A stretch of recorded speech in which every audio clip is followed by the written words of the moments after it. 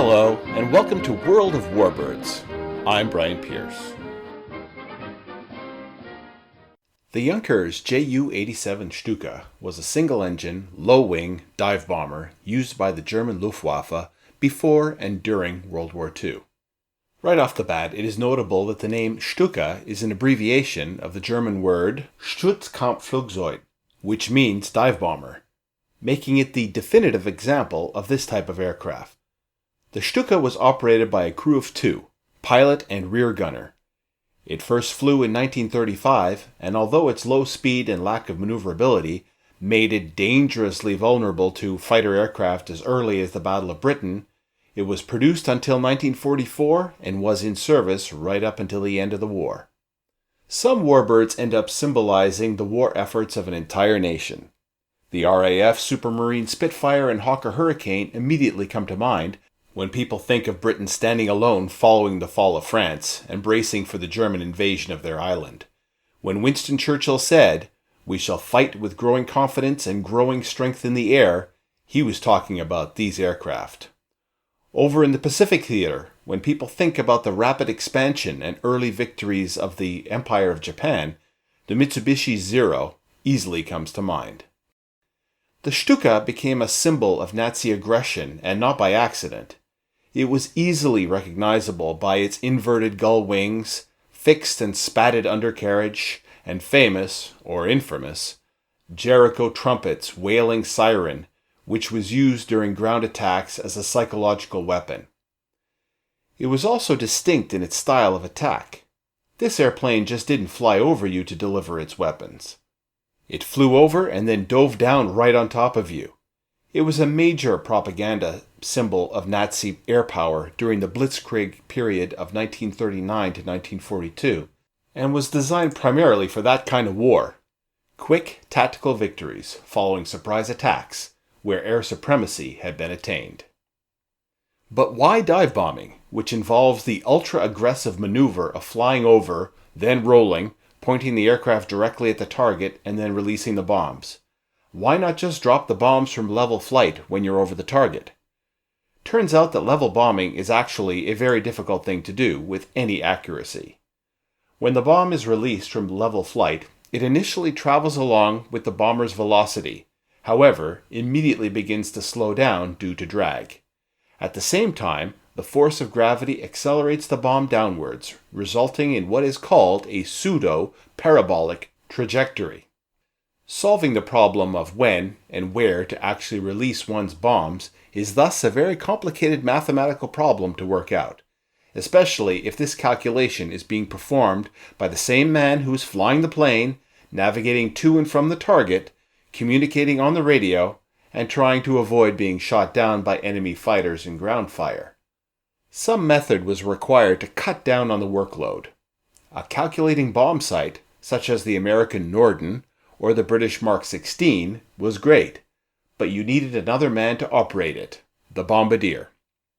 Charts or tables that had range and altitude data already calculated were good, but any change in setup would require consulting the charts or tables again. However, dive bombing solves all these problems by eliminating the complicated horizontal component of the equation. The bomber flies overhead, rolls, and then dives straight down on top of the target. With nothing left but the vertical component of the attack, the accuracy, compared to horizontal bombing, increases exponentially. All that is required is for the pilot to point the nose of the aircraft at the target using a very simple sight, dive as long as his nerve would hold, and then release the bombs. Although dive bombing solves many problems, it created others. Dive bombing was first used in an ad hoc fashion by pilots during World War I.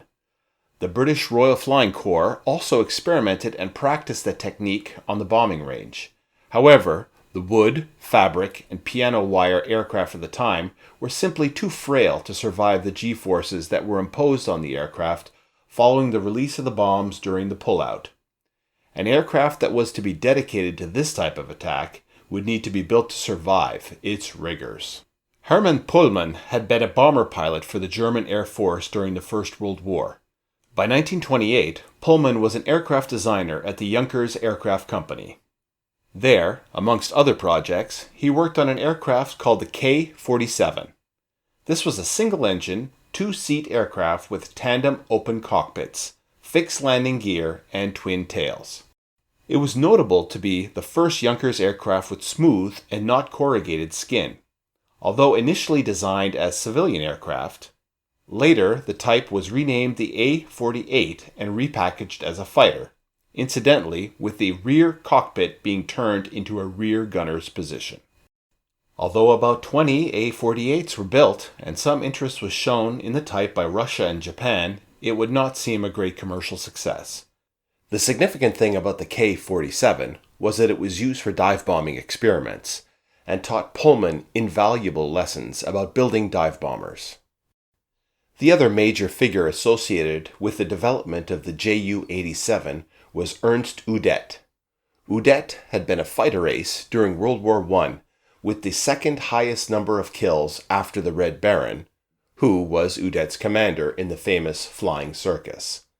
Following the war, Udet stayed involved in aviation as a barnstormer and stunt pilot. In the 30s, he joined the Nazi Party and became the director of research and development for the resurgent Luftwaffe. In 1933, he had the Luftwaffe purchase two Curtiss Hawk II fighter bombers from the United States for evaluation purposes. He was so impressed that he became a major proponent of dive bombers, and even though this attitude was not universal in the Luftwaffe, Udet went straight to Göring with his ideas, and in 1935 a request for proposals was sent to the German aviation industry. Pullman had already been working on a proposal at Junkers based on his knowledge gleaned from designing the K-47. The prototype first flew on September 17, 1935, and was different from the ultimate design in that it had a twin-tail configuration to allow for a better field of fire for the rear gunner, and was powered by a British Rolls-Royce Kestrel engine, as the Jumo 210 engine was not yet ready. In January of 1936, the prototype was destroyed in a crash during diving experiments when the tail units failed. A month after this, the second prototype was ready, this time with a redesigned and highly reinforced single-tail unit, and with the now completed Jumo 210 engine. Pullman had always insisted that the aircraft had to be simple and very robust in order to survive the rigors of dive bombing, and so this led to design features such as the fixed and spatted undercarriage. This prototype, plus two other versions, were submitted to the Luftwaffe for evaluation. Udet was involved in the flight testing and initially preferred Henkel's HE-118 for the contract.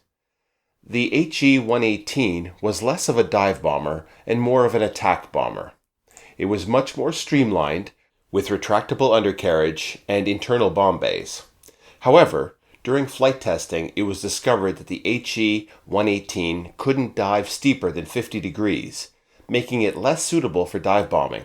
On June 27, 1936, Udet took the HE-118 prototype up to 13,000 feet on a test flight, began a dive, and the propeller suddenly feathered and the aircraft disintegrated. Udet was forced to bail out and descended safely to the ground by parachute.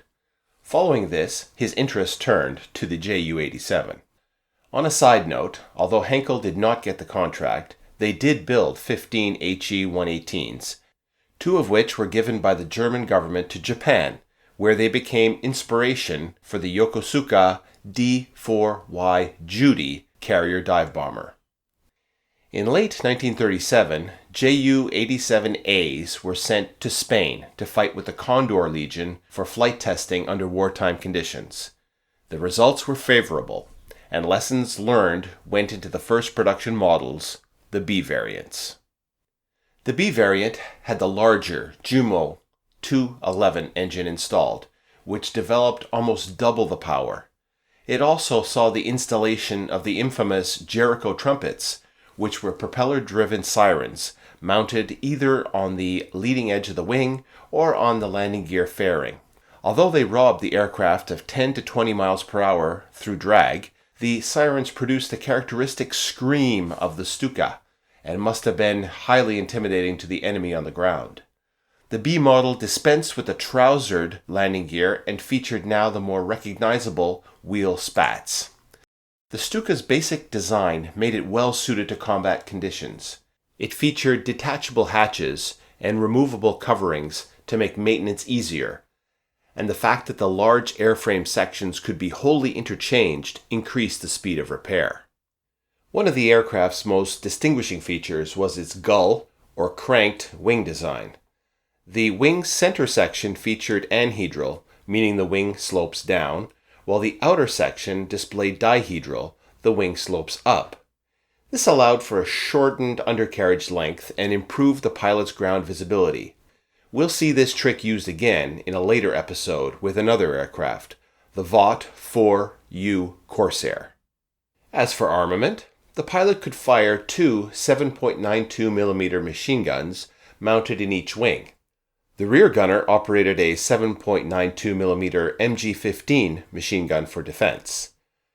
The center-mounted bomb was fitted on a crutch, which would swing the bomb out and away from the propeller arc before releasing it. The usual bomb load was a single 1,102-pound bomb. However, over shorter distances, the Stuka could also carry four 110-pound bombs under the wings as well. 250-liter, 66-gallon fuel tanks were located in each wing, and fuel was supplied to the engine via electric pump. If the electric pump failed, fuel could also be supplied with a hand pump. So, what was it like to attack a target with a Stuka? First, approaching the target at around 15,000 feet, the cockpit visibility was excellent, with the glazed canopy coming all the way down to the pilot's elbow level. There was a bomb sight window in the floor to allow the pilot to see straight down at the ground below. Locating the target, the pilot would then begin initiating a list of 10 actions that had to be performed before the dive commenced. This list included moving a dive lever to the rear, which limited the travel of the control column, setting trim tabs, retarding the throttle, and closing the cowl flaps to avoid shock cooling the engine. The dive brakes were set, which automatically set up the dive. The Stuka would dive at between 60 to 90 degrees, and there were red markings painted on the cockpit wall to indicate the different dive angles. All the pilot had to do was line these up with the horizon to achieve the desired dive angle. Dive speed would be limited to between 350 to 370 miles per hour due to the dive brakes. The pilot would use ailerons to line the aircraft up with a target. All reports state that unlike many aircraft, including other dive bombers, the Stuka felt rock steady and at home in a vertical dive. It was truly in its element. A light on the contact altimeter would come on at the bomb release point, which was usually set to permit terrain clearance of 1,500 feet. The pilot would release the bomb and depress a knob on the control column to initiate the automatic pull-out mechanism, which would recover the aircraft even if the pilot passed out due to the 6 Gs that would be experienced.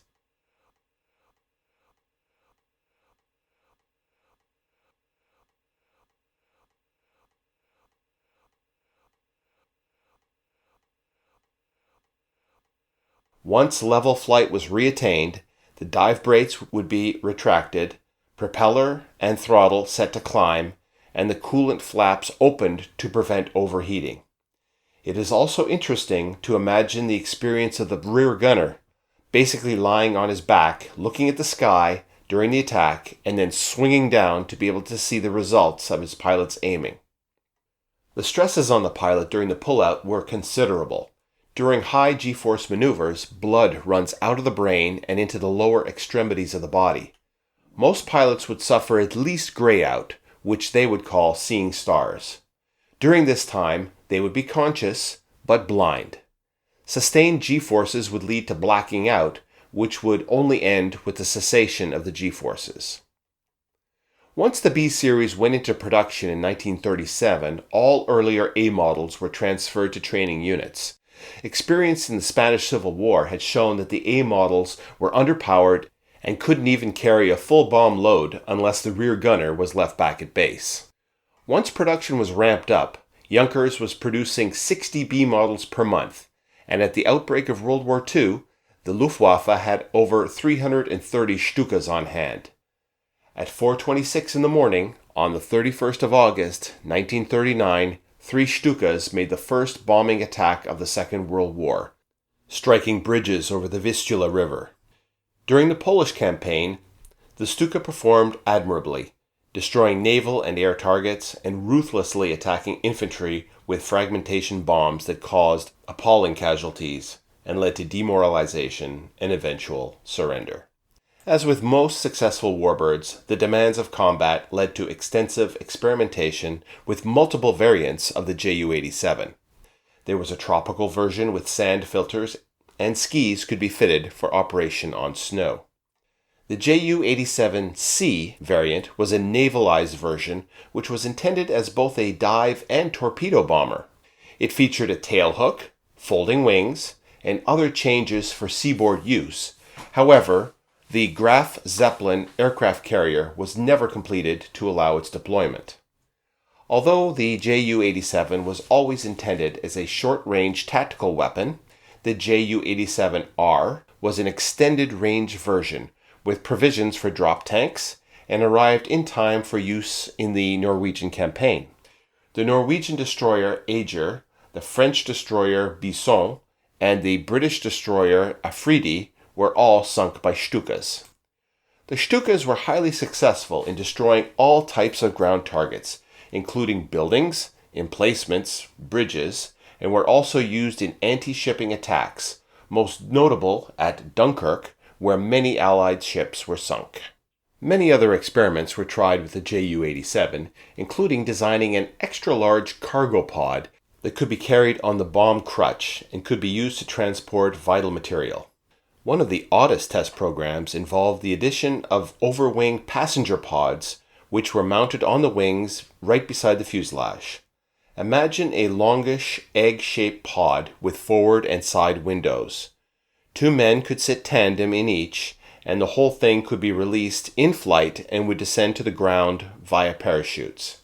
The idea was to be able to drop agents behind enemy lines.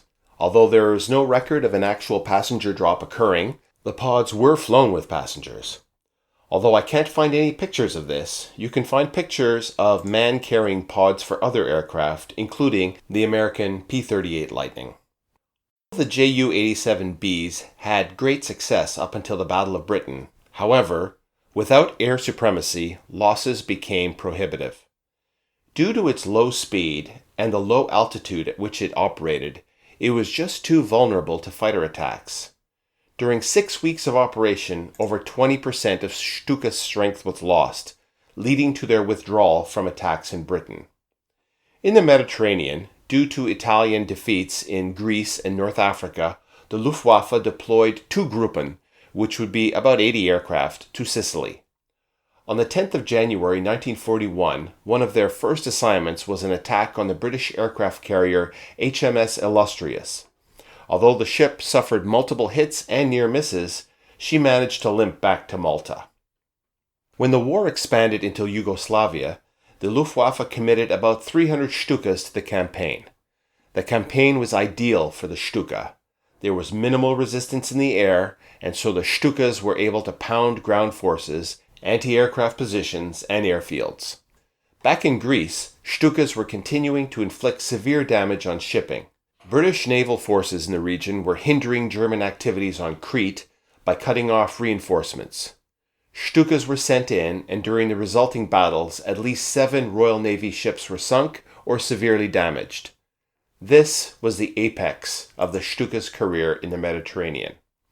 In North Africa, Stukas supported Rommel's Afrika Korps for his 2-year campaign. In 1942, as Allied air power grew in strength, the Stuka's weaknesses began to show again, and they were lost in more and more significant numbers. It began to be evident that the purpose-built dive bomber was losing out to the more flexible fighter bomber. Fighter bombers might not be as ideal for bombing as the Stuka was, but they could fight back against air opposition, or at the very least, they had the speed to make a run for safety when jumped. On the 11th of November 1942, 15 Stukas were shot down in one day by American P-40 Warhawks. From this point on, Stukas only operated in pairs, often jettisoning their ordnance and turning back at the first sign of trouble. Their air cover was even stripped away as fuel stocks curtailed the activities of German fighters. Recognizing that the Stuka had lost its edge, the Luftwaffe looked for a replacement, but without anything suitable coming down the pipe, it was forced to continue to update the Ju-87 design. The result was the D variant. They experimented with using a Daimler-Benz engine, however, it didn't develop the power of the Ju-211 and so it was removed. On the other hand, the Ju-211J engine was ready, which developed even more power and allowed for more payload. This payload was taken up by increased armor, increased fuel load, and bomb capacity. Visibility was improved with a more aerodynamic cockpit. One way to distinguish the D model is due to the lack of the distinctive coolant radiator scoop of earlier models. The big radiator was replaced by two coolant radiators that were located beneath the wings. The D model was given more firepower for the rear gunner with the installation of a dual-barreled 7.92mm machine gun with a high rate of fire. This was to try to improve the Stuka's defensive weak zone, the tail. Although it looked as though the Stuka was finished as an attack aircraft in World War II, it was about to receive a major reprieve with Operation Barbarossa, the invasion of the Soviet Union. The invasion, which opened with a massive air attack that nearly completely destroyed the Soviet Air Force, would again create the perfect hunting ground for the Stukas. Stukas wreaked havoc on Soviet forces during the campaign, destroyed Soviet armor, strongpoints, breaking up infantry formations, and attacking Soviet shipping and naval forces. When it became clear that hunting Russian tanks was now a priority for the Luftwaffe, there was discussion as to whether the Stuka D model should be replaced or redesigned. It was decided to keep the basic design, but to make improvements for the low-level ground attack role, and the result was named the G model, which was the final operational version of the Stuka. Even greater armor protection was added to protect the crew from ground fire. One interesting feature of the G model was the removal of the dive brakes. The Stuka's raison d'etre had been dive bombing, and the dive brakes had been an integral part of the airframe for that purpose. Now the Stuka wouldn't even have this feature. Instead, under each wing was mounted a 37mm, 1.4-inch cannon pod. Each gun carried 6 armor-piercing tungsten carbide cored rounds. The nickname for this type of Stuka was Kannonvogel, or cannon bird. Interestingly enough, the G model would be an inspiration for the much later tank-killing American A-10 Thunderbolt II, also known affectionately as the Warthog. In the first days of Barbarossa, the Luftwaffe destroyed multiple thousands of Soviet aircraft and assured air supremacy. With this air supremacy, the Stukas were free to do their worst, knocking out hundreds of vehicles and trains. Perhaps the high watermark of the Stukas in Russia was the Battle of Stalingrad, where Stukas flew thousands of sorties against Russian forces. These aircraft were able to do horrific damage from above, but neither they nor the Wehrmacht forces were able to stop the Russians. From the Battle of Stalingrad onwards, as the Russian Air Force rebuilt its strength, Stuka losses increased. In 1943, Stukas were heavily used during Operation Citadel, also known as the Battle of Kursk. Although the Stukas did great damage to Russian tank formations and were credited with saving 2 German armies from being encircled, they required increasing numbers of Luftwaffe fighters to protect them from the over 3,000 Russian fighter aircraft that were now available to hunt them. Great numbers of Stukas were lost, as well as the experienced German aces who flew them. Following Kursk, with Stuka strength down to 50% and lower, many Stuka units were converted over to Focke-Wulf 190 aircraft. Although the heyday of the Stuka was over, it continued to be operated in small numbers right up until the end of the war and the Battle of Berlin. No account of the Stuka could truly be complete without the story of Hans Ulrich Rudel, the consummate Stuka ace. Although survival in flying, and especially in flying in combat, is certainly a combination of skill and luck, there are times when you read stories of certain wartime pilots and wonder just how much luck one man could possibly have to have survived through so much. Rudel's first piece of luck was that he became a Stuka pilot at all. He was born in 1916 in Silesia. His father was a clergyman, and it was said that little Hans was so fearful that he had to hold his mother's hand during thunderstorms. During his schooling, he was not noted to be particularly smart, and he was more interested in sports. It was perhaps this sporting nature that encouraged Rudel to join the Luftwaffe as an officer cadet in 1936. Although he did pass his courses and qualified as a pilot, again, no one seemed to think that he was anything special. In fact, when Rudel applied for dive bombing school, he was rejected multiple times. His instructors thought that being an air reconnaissance observer was more at his level. So during the invasion of Poland, Rudel, who one day would be one of the Reich's highest decorated pilots, wasn't flying as a pilot at all, but as an observer, basically acting as an extra pair of eyes for the actual pilot. Finally, in March 1940, Rudel's repeated applications to the prestigious dive bombing school finally paid off, and he attended the course. When he was finally posted to a Stuka wing, he was kept out of the action by poor training reports, essentially his report cards, written by his instructor that stated that he was a strange chap whose only outside interests appeared to be sport. He doesn't smoke, drinks only milk, and has no girlfriends. I recently read Malcolm Gladwell's book, Talking to Strangers, and it seems as if Rudel was suffering from what Gladwell calls mismatching. Rudel just didn't seem to act in a manner that his supervisors thought a hotshot pilot should, so they assumed that he was a dud.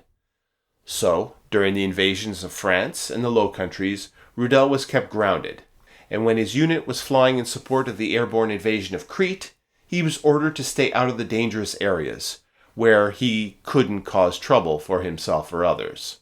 It was only after the invasion of Russia that Rudel was finally able to get into serious action and shine. His fitness reports sounded different now. A few weeks into Barbarossa, Rudel's squadron leader wrote, "Rudel is the best man in my squadron, but he is a crazy fellow who isn't likely to live very long." Wrong again.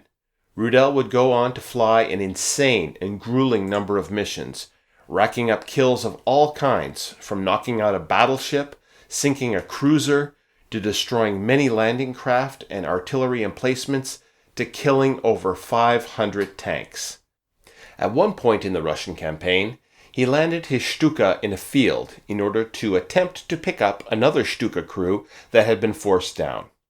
As soon as he landed, the downed two-man crew jumped in the back of Rudel's plane with his rear gunner. Rudel gunned his machine's throttle and tried to take off, but the famous Russian Rasputsia, or mud, was holding the Stuka fast to the ground. With a group of Russian soldiers quickly approaching, Rudel and his comrades were forced to abandon the aircraft and run off cross-country to hide in thorn bushes. In order to escape, they had to leave behind their boots and swim the Dniester River, which was 600 meters wide at that point and so cold that the downed airmen had to swim around blocks of floating ice. One of the three didn't make it and drowned. When Rudel finally reached German lines, he was in such bad shape that the sentries didn't believe his story of who he was. He had to show them his medals in order to prove himself. By the war's end, he had risen to the rank of Oberst or Colonel, and had earned the Knight's Cross of the Iron Cross with golden oak leaves, swords, and diamonds, which was the highest German decoration for bravery possible. He was shot down 6 times and wounded several times. At one point he was shot in the thigh, but that didn't stop him from flying. He was back in the cockpit flying with a plaster cast within days. 3 months later, his Stuka was hit by AA fire and his lower right leg was shattered. He still managed to limp his aircraft behind the German lines, where he was picked up and brought to a field hospital, where doctors were forced to amputate his leg below the knee. He was fitted with an artificial leg and, amazingly, returned to flying at his squadron a month later. On May 8, 1945, Rudel took his last flight in the Ju-87 when he lifted off from an airfield near Prague to land in U.S.-occupied territory to surrender. Rudel, understandably, did not want to be captured by the country that at one time had placed a bounty of 100,000 rubles on his head.